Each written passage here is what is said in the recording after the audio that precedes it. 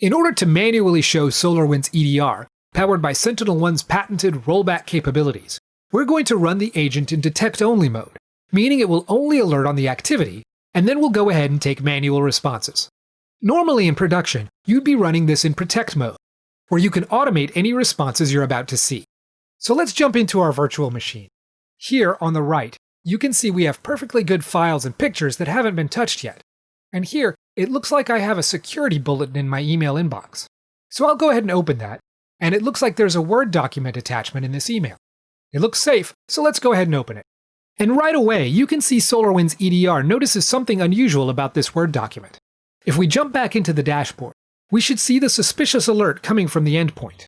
And we can already see a few behavioral indicators that are firing off. If we take a closer look at the storyline, we can also see that Word has reached out to PowerShell. We can see the basic 64 encoded command here, so we'll go back to the virtual machine and see how this pans out. At this point, we can definitely see that the box is encrypted, so all my files here are as well.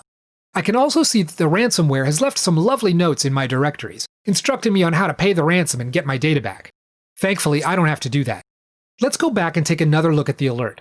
We can see that it is now an active threat rather than just a suspicious alert. And if we look here, we can see a lot more data. So first and foremost, there are many more behavioral indicators. And you can see we map all these to MITRE. All the basic data about the attack is up here. But if I jump down into the storyline, we should see a bit more activity. For instance, we can see that PowerShell session actually reached out to what looks to be a C2 server. We can also see some other interesting information, such as persistence mechanisms that were dropped into place.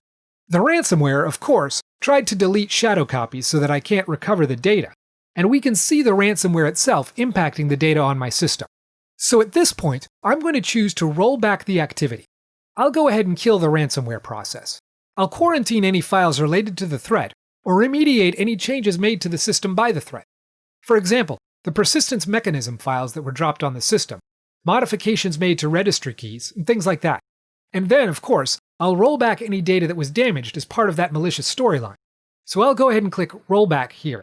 And if we jump back into our virtual machine, in a few seconds we should see it take care of remediating those text files that were dropped. The persistence mechanism will be removed from the system, and we will get our data back. And with that, SolarWinds EDR agent has recovered our encrypted files, and we are good to go.